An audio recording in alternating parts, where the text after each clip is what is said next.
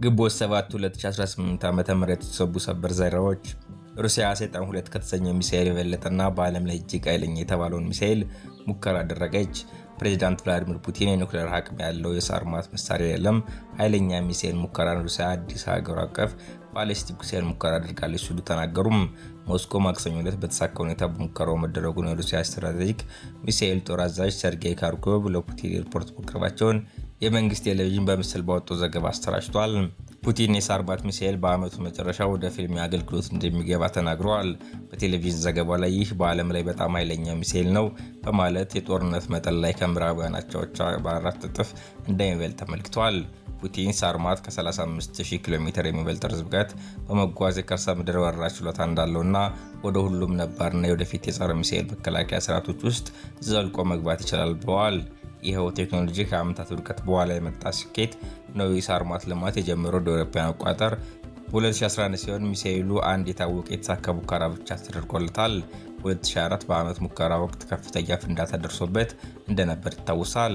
በምዕራቡ ዓለም ሰይጣን 2 ተብሎ የተሰየመው ከሳርማት ወደ 40 የሚጠጉ በሶቪየት የተሰሩ የሶቭጎድ ሚሳኤሎችን ለመተካት ታስቦ ነው።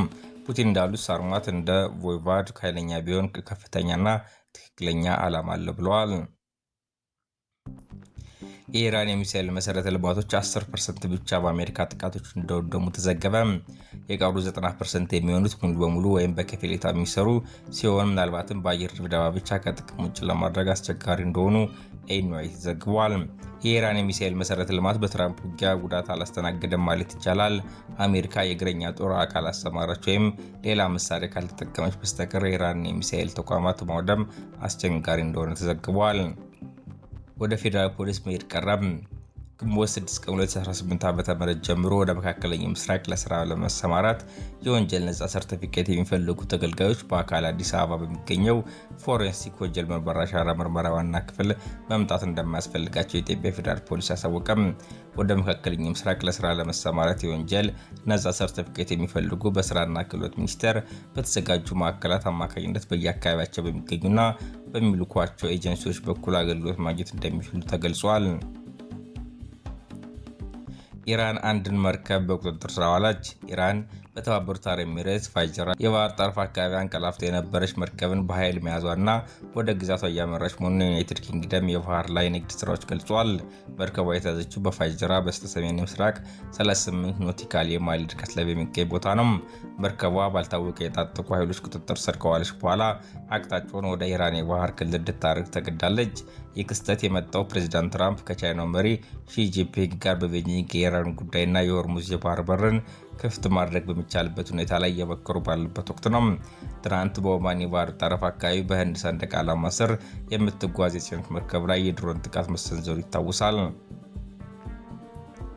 የትግራይ ክልል አስተዳደር ተቆጣጥሬዋለሁ ያለው የህወሓት አስተዳደር በሳዑዲ አረቢያ ሞትን ለሚጠባበቁ ስደተኞች ምህረት እንዲደረግ ጠየቀ።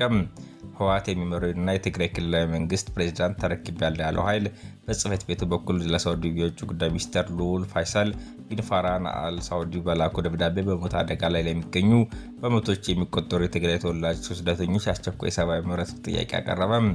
በዚህም ላይ ስደተኞች በከፍተኛ ረሃብና የሰብአዊ መብት ጥሰትን በመፍራት የሸሹ በመሆናቸው ምህረትን ጠይቀዋል። ምንም እንኳን ስልጣን ተረክቤያለሁ ኃይል ከፌዴራል እውቅና ባይኖረውም ከክልሉ አስተዳደር ከዚህ ቀደም የሚወጡ ደብዳቤዎች የጊዜያዊ አስተዳደር የሚል ቃላትን የሚጠቀሙ ሲሆን የአሁኑ የቀድሞ ምክር ቤት የመለሰው የህወሓት ትግራይ ክልላዊ መንግስትን የፕሬዝዳንት ጽህፈት ቤት በሚል ይወጣ ነው። በፕሬዝዳንት ደብረጽዮን ገብረ ሚካኤል ዶክተር ተፈርሞ በወጣው ደብዳቤ ላይ እንደተመለከተው ስደተኞች ወንጀለኞች ሳይሆኑ በጦርነትና በሰው ሰራሽ ረሃብ ምክንያት ለወለዱ ናቸው ሲሉ የተሰደዱ ንጹሃን ናቸው።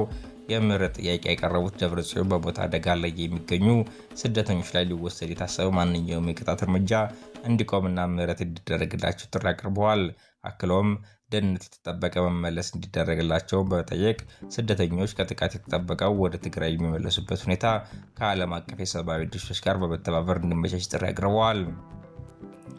ደብዳቤ አክሎም ሁሉም አካላት የሞራል ግዴታ አለበት ያለ ሲሆን ዓለም አቀፍ ማህበረሰብና የሳዑዲ መንግስት ተጋላጭ የሆኑ ዜጎችን የመጠበቅ የጋራ የሞራል ግዴታ እንዳለባቸው አንስተዋል።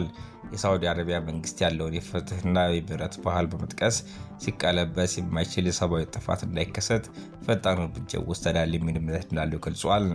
የ$15,000 የቪዛ ማሳጅ አቀረም። የቀጣዩን የዓለም ዋንጫ ቲኬት ለገዙ ተመልካቾች የአሜሪካ መንግስት ልዩ እፎይታ የሚሰጥ ውሳኔ አስተላለፈ። ቀደም ሲል የቪዛ ቆይታ ጊዜያቸውን የሚያሳልፉ ሰዎች ለመቀነስ በሚል ተጥሎ የነበረው የ$15,000 ከ850,000 ብር በላይ የቪዛ ማሳጃ ክፍያ ቲኬት በገዙ የ50 ሀገራት ዜጎች ላይ ተፈጻሚ እንደማይሆን የትራምፕ አስተዳደር በይፋ አስታውቋል። ይህ ውሳኔ በተለይ ለ5 የአፍሪካ ሀገራት አልጄሪያ፣ ኬፕ ቨርዴ፣ አይቮሪ ኮስት፣ ሴኔጋልና ቱኒዚያ ደጋፊዎች ትልቅ ዕድል የፈጠረ ሲሆን ተጫዋቾቻቸው አሰልጣኞች ከዚህ ቀደም ከክፍያው ነፃ መደረጋቸው ይታወሳል።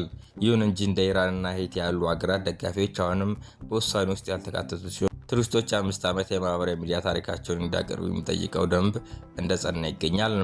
ፊፋ ከዋይት ሀውስ ጋር በመተባበር ስኬታማ ውድድር ለማካሄድ እየሰራ መሆኑን ገልጾ የአሜሪካ መንግስት ላሳየው ትብብር ምስጋናውን አቅርቧል። አሜሪካ፣ ካናዳ፣ ሜክሲኮ በጋራ በሚያስተናግዱት በዚህ ታላቅ ስፖርታዊ ኩነት ላይ ተመልካቾች የቪዛ ቆይታቸውን አክብረው ከወጡ ያስያዙት ገንዘብ ክፍያ በሚመለከታቸው ላይ ተመላሽ እንደሚደረግላቸው ተገልጿል። አሜሪካ በትግራይ ጦርነት ወቅት በኢትዮጵያ ላይ ጥለው የነበረውን ጦር መሳሪያ እገዳ አነሳች። አሜሪካ በትግራይ ጦርነት ምክንያት በኢትዮጵያ ላይ ጥለው የነበረውን የጦር መሳሪያ ሽያጭ እገዳ ማንሳቱን አስታወቀች። የአሜሪካ ውጭ ጉዳይ ሚኒስቴር የመከላከያ ንግድ ቁጥጥር ዳይሬክቶሬት እንደገለጸው ኢትዮጵያ በዓለም አቀፍ የጦር መሳሪያ ዝውውር ደንብ መሰረት የጦር መሳሪያ ሽያጭ ክልከላ ከተደረገባቸው ሀገራት ዝርዝር ውስጥ እንድትሰረዝ ተወስኗል። ዳይሬክተሩ ግንቦት 3 ቀን 2018 ዓ.ም ይፋ ባደረገው መረጃ ኢትዮጵያ ጥብቅ የአሜሪካ መከላከያ ኤክስፖርት ገደብ ከተጣለባቸው ሀገራት ዝርዝር ወይም አይታር 126.1 ውስጥ እንደምትሰረዝ አመልክቷል። ትራምፕ ወደ ቻይና አቅንተው ውይይት ካደረጉ በኋላ የቻይናው ፕሬዚዳንት ሺ ጂንፒንግ መሳሪያዎችን ለኢራን እንደማትልክ ነገር ግን የኢራን ነዳጅ መግዛቷን እንደምትቀጥል የሆርሙዝ ሰርጥን ለመክፈት ስምምነት እንዲደረግ እንደሚፈልጉና ከተቻለም ድጋፍ እንደሚደረግ ገልጸዋል። በኢትዮጵያ የኩምሩክ ከተማ ሱዳን ፈጸመችው በተባለው የድሮን ጥቃት ሰላማዊ ሰዎች ሲገደሉ በእርዳታ ሰጪዎች ላይ ጉዳት ደረሰ።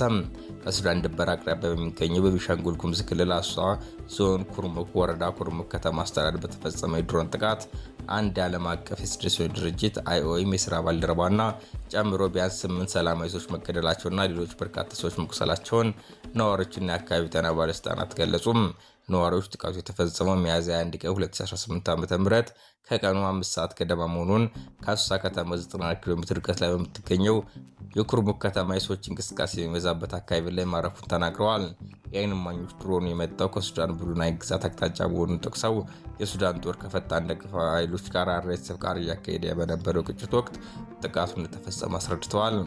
ሞታቸውን የተጠባበቁ ያሉ ኢትዮጵያውያን በሳውዲ አረቢያ በእጽ ዝውውር ወንጀል የተከሰሱ ቢያንስ 65 ኢትዮጵያውያን ስደተኞች የሞት ቅጣት የመፈጸም ስጋት እንዳለባቸው የሰብአዊ መብት ተሟጋች ድርጅት የሁማን ራይትስ ዎች መረጃ ያመለክታል። ድርጅቱ ለጉዳዩ ቅርብ ከሆኑ ሰዎች ምንጮች አገኙት ባለው መረጃ ባለፈው ወር ሚያዝያ 13 ቀን 2018 ዓ.ም 3 ኢትዮጵያውያን በሳውዲ የሞት ፍርድ ተፈጽሞባቸዋል። በአሁኑ ወቅት በከሚስ ኩሻይት እስር ቤት ውስጥ የሚገኙ ሌሎች 65 ያሉ ኢትዮጵያውያን በተመሳሳይ ወንጀል የሞት ፍርድ ተፈርዶባቸው ቀናቸውን እየጠበቁ እንደሚገኙ ገልጸዋል። ሞት ከተፈረደባቸው መካከል በሰሜን ኢትዮጵያ ትግራይ ክልል በነበረው ጦርነት ምክንያት ከሀገር የተሰደዱ ናቸው። አንዳንድ መረጃዎች ግን የሞት ፍርድ የተፈረደባቸው ኢትዮጵያውያን ቁጥር ከ200 በላይ ሊሆን እንደሚችል ይጠቁማል። አብዛኞቹ ታሳሪዎች ወደ ሳውዲ ሲገቡ ጫት ይዘው በመገኘታቸው የተከሱ ናቸው። ጫት በኢትዮጵያና በየመን የሚዘወተር ቢሆንም በሳውዲ አረቢያ ግን ባለው ሱስ የሚያዝ ንጥረ ነገር እንደ ከባድ ዕፅ ተቆጥሮ በሞት ያስቀጣል። እንደ ድርጅቱ ምንጮች ገለጻ ታሳሪዎች ጫት መያዝ በሳውዲ ሞት እንደሚያስቀጣ ግንዛቤ አልነበራቸውም። አንዳንዶች ደግሞ ሳውዲን ለመግባት በህገወጥ አዘዋዋሪዎች ደላሎች ተገደው እንዲይዙ የተደረጉ ናቸው። ታሳሪዎች በቂ የህግ መከላከያ ጠበቃና አስተርጓሚ እንዳልቀረበላቸው እንዲሁም በምርመራ ወቅት ድብደባና እንግልት እንደደረሰባቸው ተመልክቷል። እስረኞች ከታሰሩበት ጊዜ ጀምሮ ምንም አይነት የቤተሰብ ጉብኝት እንዳልነበራቸውና በሳውዲ ከሚገኘው የኢትዮጵያ ቆንስላ ጽሕፈት ቤት ኃላፊዎች ጋርም የመገናኘት እድል እንዳላገኙ ተገልጿል። የሞት ቅጣቱ እንዲሰረዝ ሁሉን አቀፍ ጥረት እንዲደረግ ድርጅቱ ጥሪ አቅርበዋል። በሳውዲ አረቢያ ባለፉት ጥቂት ዓመታት የሞት ቅጣት አፈጻጸም በከፍተኛ ሁኔታ እየጨመረ የመጣ ሲሆን እንደ አውሮፓውያን አቆጣጠር በ2005 ብቻ 356 ሰዎች በሞት ተቀጥተዋል።